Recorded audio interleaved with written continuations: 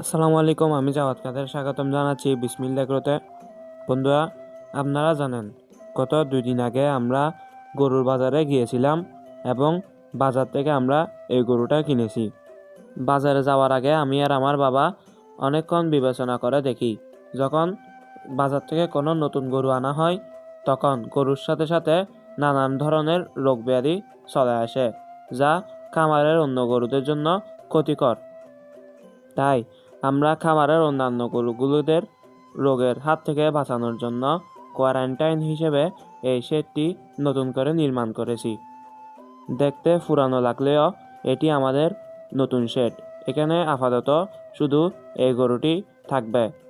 ইনশাআল্লাহ দেখি এর জন্য আরেকটা বন্ধু নিয়ে আসব। বন্ধুরা, আমরা ওর নাম দিয়েছি সম্রাট। সবাই আমাদের জন্য দোয়া করবেন, আমাদের সম্রাটের জন্য দোয়া করবেন। আল্লাহ তাআলা যেন বিসমিল্লাহির রহমানির রহিমে বেশি বেশি বরকত দান করেন। আমিন।